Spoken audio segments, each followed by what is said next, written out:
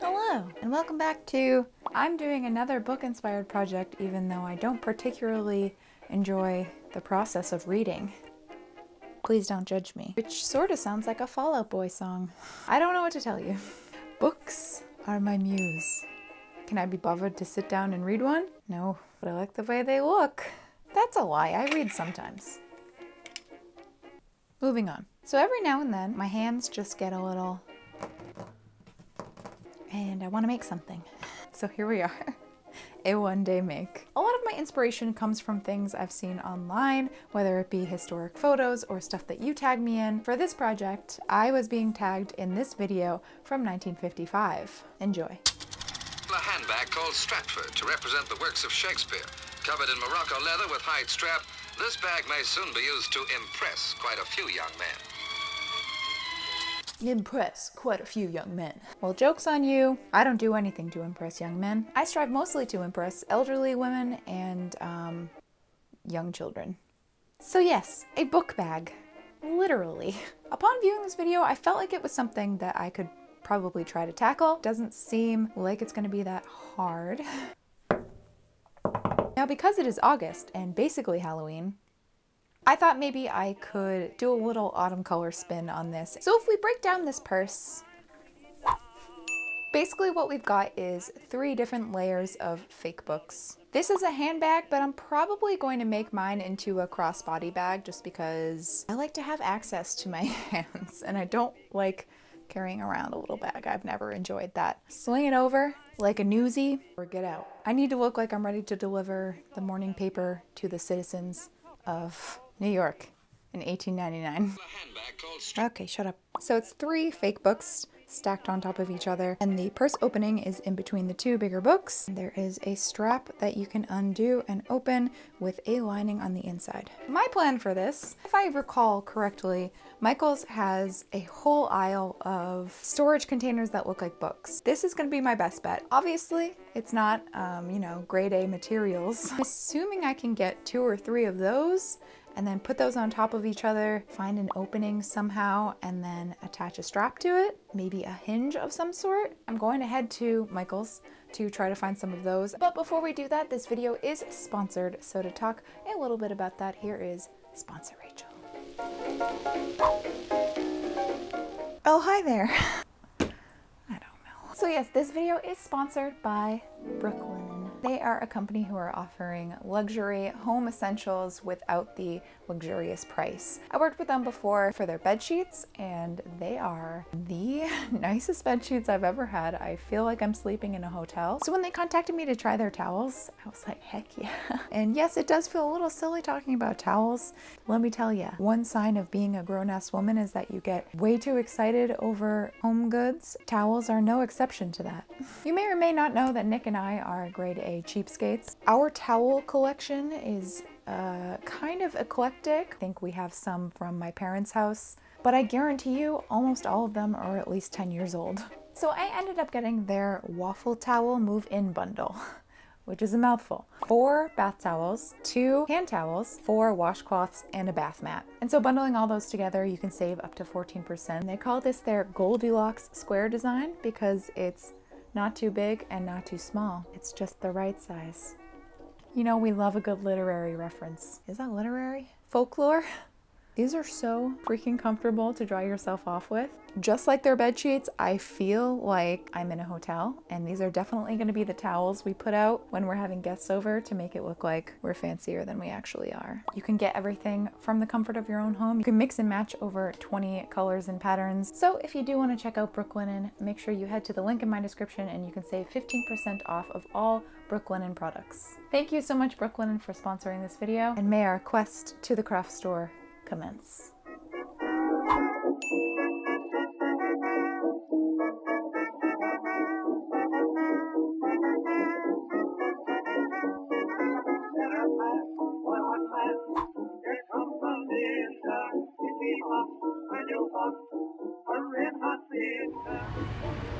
Soon.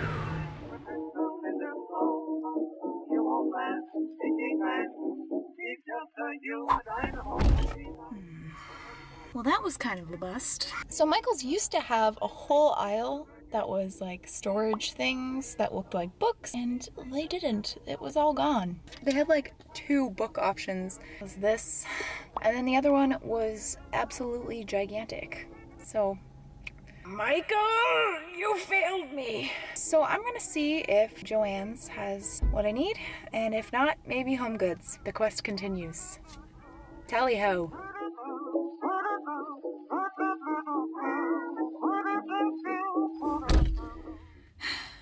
Absolutely nothing. Off to Home Goods. Later. Swing and a miss. I'm having fun. I'm gonna try a Michael's that is 25 minutes away. Google says they have them in stock, so if not, I'm gonna dismantle that establishment board by board. Do not disappoint me.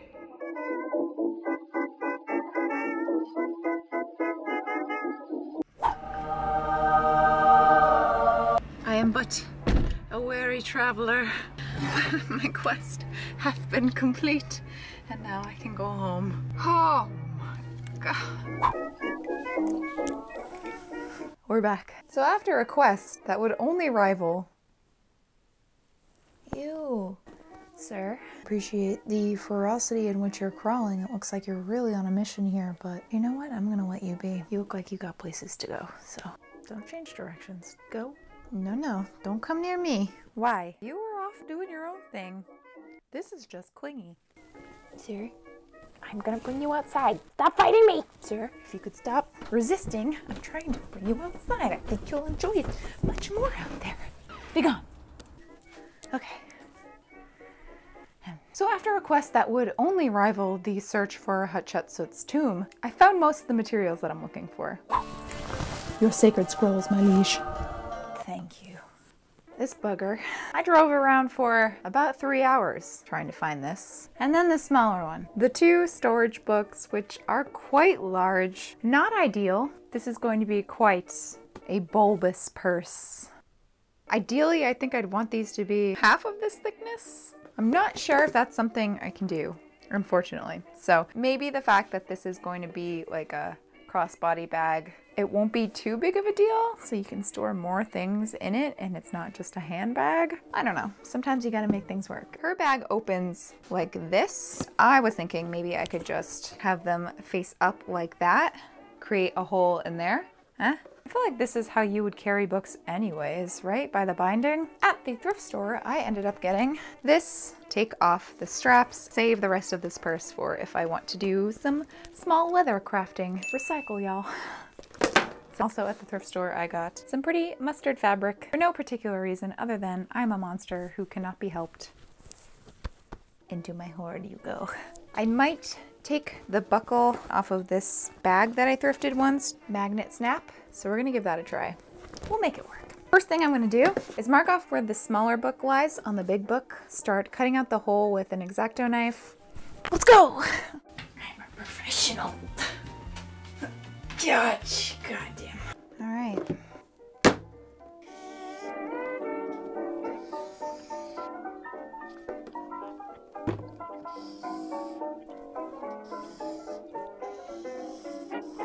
Okay, I think that should be good.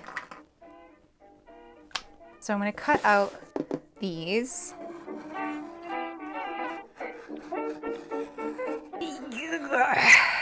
She's thick. Woo!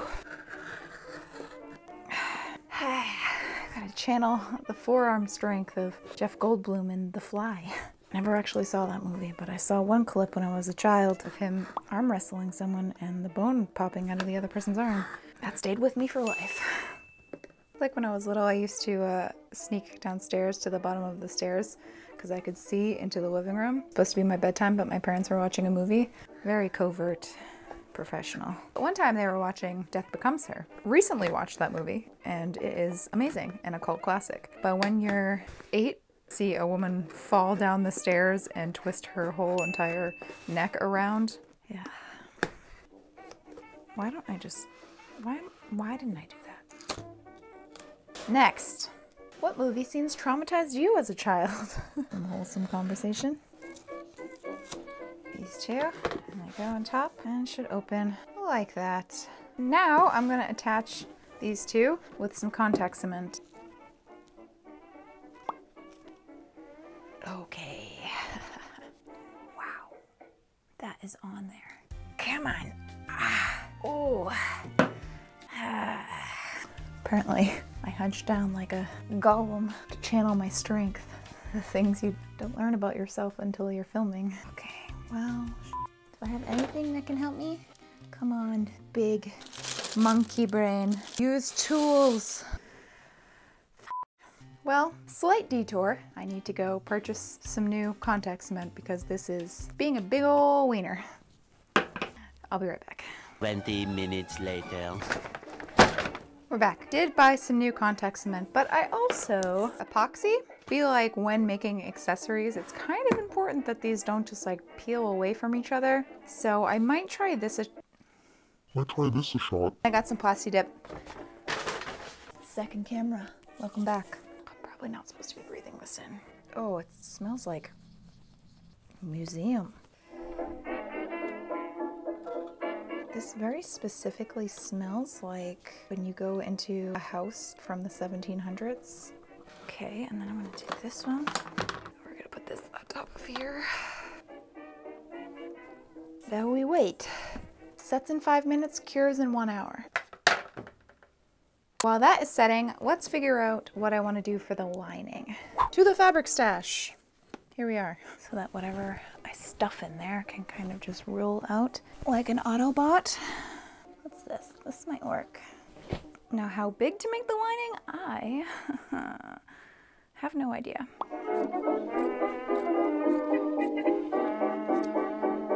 Hey kids, it's Plasti-Dip time. Now for me, I find my Plasti-Dip works the best when I put it in some hot water for a few minutes. It just allows a really smooth layer to go on. And yeah, then you just kind of shake and spray.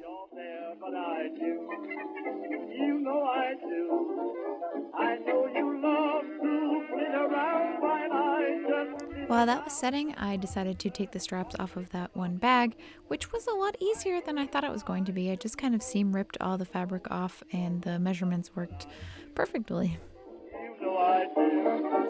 Okay, it is still drying a little. The epoxy is not agreeing with the Plasti-Dip, which is probably something that I should have thought of, but I didn't. So we're gonna give that a little bit more time to dry before we get to painting, but that's okay because I want to do the straps. Oh no. These two straps.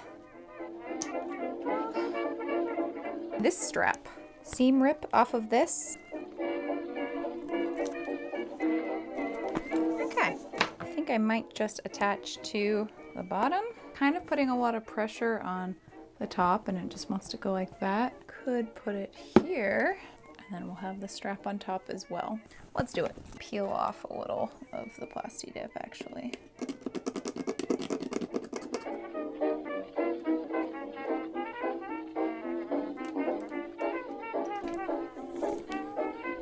So even though the Plasti-Dip technically is dry, it's probably good that I'm doing this while I can still kind of peel at it a little and repeat.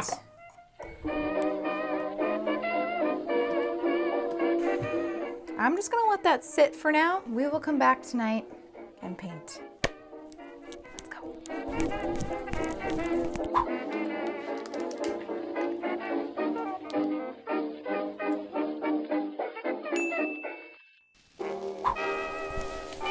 Good evening. It's time for painting. I've got refreshments, some painting snacks. Don't worry, you get one too. Here you go. I'm actually gonna put my hair up because it is quite warm down here. A sweater was a bad choice. Okay, I've got my colors here. What I'm gonna do, I think, is, oops, that's not what you're not yellow. Okay. What I'm thinking for the bottom book, I think I'm gonna do brown. For the upper book, nice autumny orange yellow mixture. I grabbed a couple books out of my bookcase that I liked the design of the binding and of the cover. I really liked the binding on this. I'm going to try to replicate something similar for the bottom book, and then I liked this situation here. Do that for the top book. gold leaf here, which I've already done for my first book dress. I would emboss what I wanted the gold leaf to show up on with a pen or something, and then just kind of rub the gold leaf over it, and it worked pretty darn well. So we're gonna give that a shot. For the actual bag straps that are gonna connect it to my body, I did have to go in and add epoxy, and it needed to set, and I was having trouble setting it. So things got a little industrial. Okay, this is a lot more sturdy. What did I do? Boy, I am about to lose my mind. I'll be back. Place your bets now if you think that's gonna be the last time I get up. So I'm gonna start with the pages. And for that, I have a very on-brand paint color called Parchment. It says Frodo hair all over it. Very professional. That's nice. Blech. Now, because this is supposed to be book pages, ooh, I'm actually going to use the brush strokes to my advantage and just kind of keep them the length of the book. Hi. Quality assurance. Thank you. Just got to make sure everything's up to code.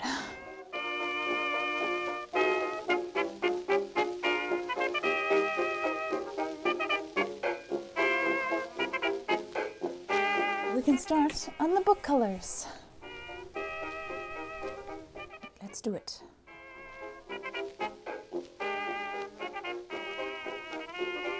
Those are some shitty acrylic. That's okay. We'll just have to do a lot of layers for this one.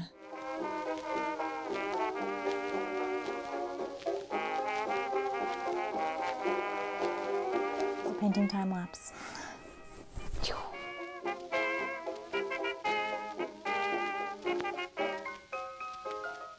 So to help me out in between layers, I did use my handy dandy heat gun just to make things a little bit easier, but being careful not to put it too close because the Plasti-Dip would bubble up and the glue would become unglued.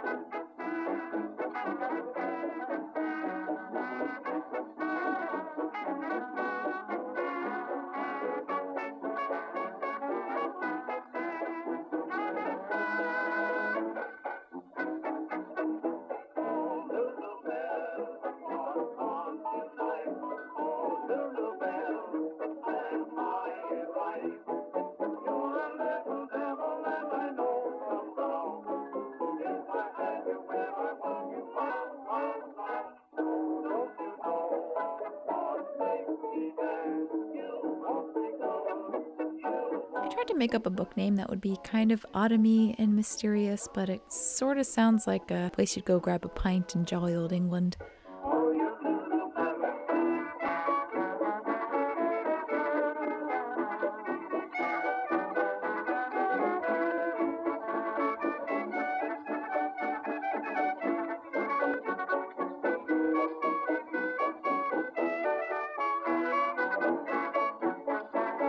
So I switched pens halfway through this one because I thought maybe the other one would have a deeper penetration.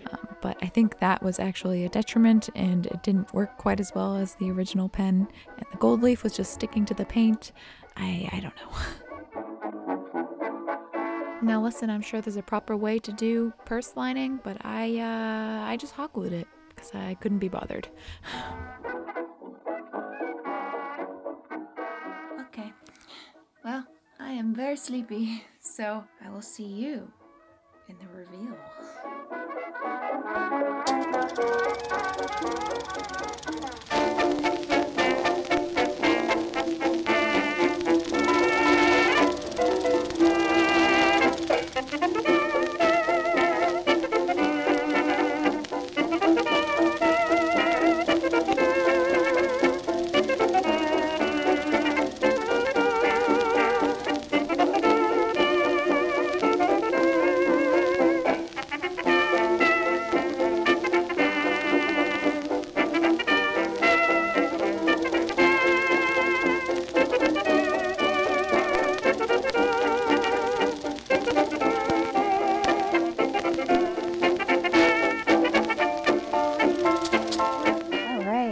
wrap-up time.